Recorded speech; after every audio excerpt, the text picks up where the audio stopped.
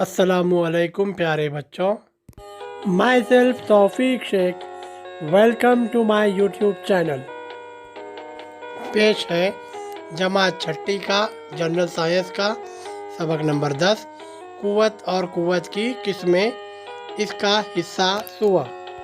बच्चों शुरू करते हैं छठी जनरल साइंस का सबक नंबर 10, कुव्वत और कुव्वत की किस्में, इस सबक का तीसरा पार्ट। बच्चों, इस सबक के पहले और दूसरे हिस्से में हमने कुव्वत के बारे में मालूमात हासिल की और कुव्वत की 3 किस्मों के बारे में मालूमात हासिल की। कौन कौन सी है ज़रा वो याद करो। उज़लात की कुव्वत, दूसरी शकली कुव्वत, और उसके बाद कौन सी, मैकेनिकी कुव्वत। इन 3 कुव्वतों के बारे में, कुव्वतों की किस्मों के बारे में हमने मालूमात हासिल की है बच्चों। चलिए अभी आगे बढ़ते हैं। आज हम कुव्वत की चौथी किस्म मिकनातीसी कुव्वत के बारे में मालूमात हासिल करते हैं। बच्चों, आपको ये तो पता ही होगा कि अगर किसी मिकनातीस को मिकनातीसी शय, यानी वो शय जिस पर मिकनातीसी कुव्वत असर करती है, यानी किसी मिकनातीस को मिकनातीसी शय जैसे कि निकल, कोबाल्ट, लोहे के करीब लेकर जाएंगे तो क्या होता है, मिकनातीस उस मिकनातीसी शय को अपनी तरफ खींचता है, कशिश करता है। ठीक है, तो इसी कुव्वत को कहते हैं मिकनातीसी कुव्वत। मिकनातीस के ज़रिए लगाई गई कुव्वत मिकनातीसी कुव्वत कहलाती है। आया समझ में बच्चों? देखिए ये तारीफ अपनी किताब में लिख कर लीजिए। क्या मिकनातीस के ज़रिए लगाई गई कुव्वत मिकनातीसी कुव्वत कहलाती है। आया समझ में बच्चों? मिकनातीसी कुव्वत किसे कहते हैं? मिकनातीस के ज़रिए लगाई गई कुव्वत को मिकनातीसी कुव्वत कहते हैं। ये तारीफ़ आप अपनी बयानों में लिख कर लीजिए मिकनातीसी कुव्वत की। देखिए बच्चों, मिकनातीसी कुव्वत कैसे काम करती है, ये देखने के लिए ये सरगर्मी आप अपने घरों में भी कर सकते हैं। तो अब आगे बढ़ते हैं। मिकनातीसी कुव्वत के बाद अब कुव्वत की अगली किस्म रगड़ की कुव्वत देखते हैं। बच्चों, आप लोगों ने कैरम खेला ही होगा। देखिए, जब कैरम खेलते वक्त आप स्ट्राइकर से गोटी को मारते हैं तो क्या होता है, स्ट्राइकर और गोटी थोड़ी देर तक कैरम में आहिस्ता आहिस्ता आगे फिसलते हुए जाते हैं और फिर बाद में रुक जाते हैं। ऐसा क्यों होता है बच्चों? क्योंकि जब आप स्ट्राइकर को या गोटी को मारते हैं तो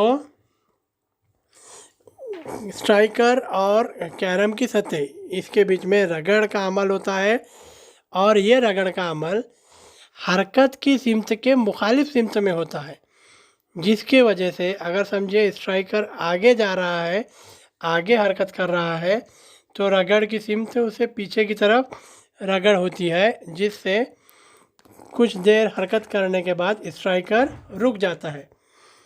ऐसे ही हमवार फर्श, ज़मीन पर लुढ़कने वाली गेंद थोड़ी दूर तक जाकर रुक जाती है। आप गेंद को ज़मीन पर फेंकिए, गेंद थोड़ी देर तक लुढ़कती है और बाद में रुक जाती है, क्योंकि गेंद की सतह और ज़मीन की सतह के दरमियान रगड़ होती है। इस वजह से वो गेंद आगे जाकर रुक जाती है। बच्चों, दो सतह एक दूसरे से रगड़ती हो तो इनमें रगड़ की कुव्वत अमल करने लगती है। वो हमेशा हरकत की मुखालिफ सिमत में अमल करती है बच्चों। ये चीज़ याद रखो, जब दो सतह एक दूसरे से रगड़ती हों तो इनमें रगड़ की कुव्वत अमल करने लगती है, और रगड़ की कुव्वत हमेशा हरकत की मुखालिफ सिमत में अमल करती है। अब इसकी चंद मिसालें देखिए बच्चों। आप साइकिल चलाते हैं ना, साइकिल चलाते वक्त आप जब ब्रेक लगाते हैं तो साइकिल कुछ फासले पर जाकर रुक जाती है। ब्रेक किस तरह अमल करता है बच्चों? किस हिस्से में रगड़ पैदा होती है, ये ज़रा गौर कीजिए इस बात पर। साइकिल की बनावट देखिए आप, ठीक है। और ब्रेक लगाने पर साइकिल क्यों रुक जाती है? कौन से दो चीज़ों के दरमियान, कौन से दो जिस्मों के दरमियान रगड़ की कुव्वत अमल करती है? इसका जवाब कमेंट कर कर मुझे बताइए। अब ये जो रगड़ की कुव्वत है ना बच्चों, अलग अलग सतहों पर अलग अलग होती है। अब समझिए, आप हमवार सतह, बच्चों अब रगड़ की कुव्वत कैसी होती है? तमाम जिस्मों के दरमियान समान एक जैसी नहीं होती है, ठीक है। ये समझने के लिए आप एक एक्टिविटी कर सकते हैं। दो हमवार कागज़ लीजिए और दो ईंटें लीजिए, ठीक है। ईंट ईंट की सतह हमवार नहीं होती, लेकिन दो कागज़ों की सतह हमवार होती हैं। पहले क्या कीजिए, आप दो हमवार सतह के कागज़ों को रगड़िए, क्या महसूस होता है देखिए। फिर उसके बाद आप दो ईंटों के टुकड़ों को एक दूसरे से रगड़िए, देखिए क्या होता है। कहाँ रगड़ की कुव्वत आपको कम नज़र आएगी और कौन सी दो चीज़ों के दरमियान आपको रगड़ की कुव्वत ज़्यादा नज़र आएगी।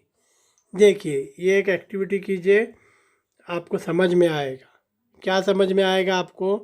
कि हमवार सतह एक दूसरे पर आसानी से रगड़ी जा सकती हैं, क्योंकि इनमें रगड़ की कुव्वत कम होती है। यानी सतह अगर हमवार रही तो रगड़ की कुव्वत कम होती है, लेकिन इसके बरक्स जब गैर हमवार सतहों को एक दूसरे पर रगड़ा जाता है तो ये आसानी से रगड़ नहीं जा सकती, आसानी से इन चीज़ों को रगड़ा नहीं जा सकता। क्यों? क्योंकि गैर हमवार सतहों में रगड़ की कुव्वत ज़्यादा होती है। आया समझ में बच्चों? अगर सतह हमवार रही तो रगड़ की कुव्वत कम होती है, और सतह गैर हमवार रही तो रगड़ की कुव्वत ज़्यादा होती है। एक इसकी आप मिसाल देख सकते हैं।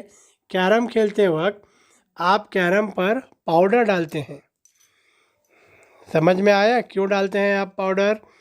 ताकि स्ट्राइकर और गोटियों की जो रगड़ की कुव्वत है वो कैरम की रगड़ के साथ, कैरम की सतह के साथ कुछ हद तक हमवार हो जाए, और स्ट्राइकर और कैरम की जो गोटियां हैं वो दूर तक हरकत करें। आया समझ में बच्चों? अब इसकी और चंद मिसालें हैं। ज़मीन पर चलते वक्त रगड़ की कुव्वत की वजह से आगे बढ़ना आसान होता है।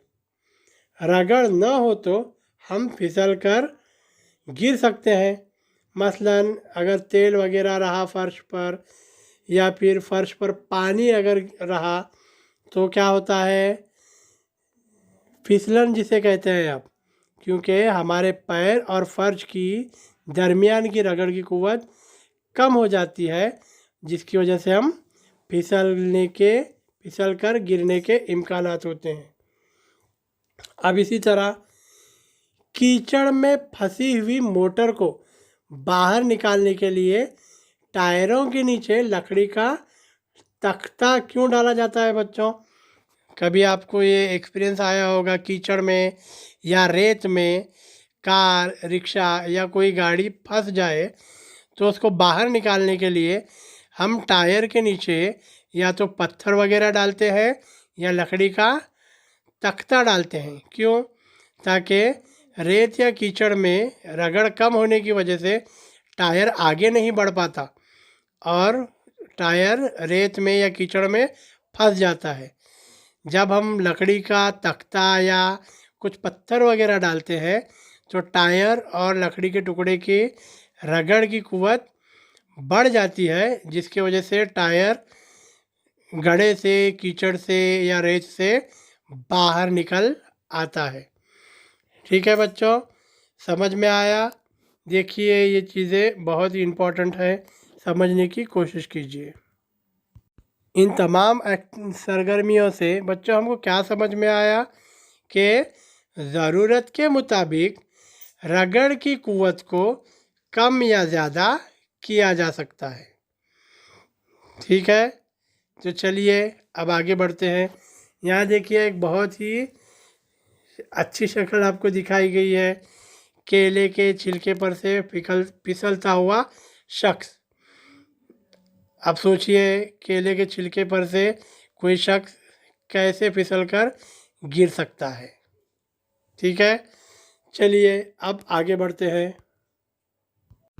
चलिए बच्चों, फिर इस सबक का तीसरा हिस्सा हम यहीं पर ख़त्म करते हैं।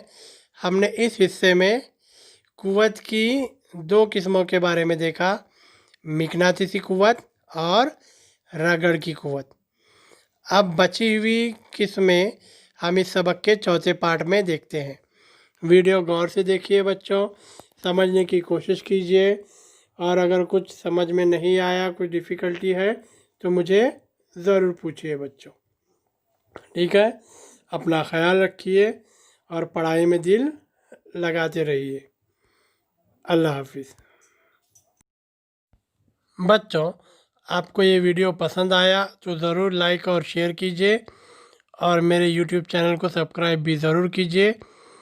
और कुछ सजेशन या कुछ पूछना है तो कमेंट में ज़रूर पूछिए। अल्लाह हाफिज़।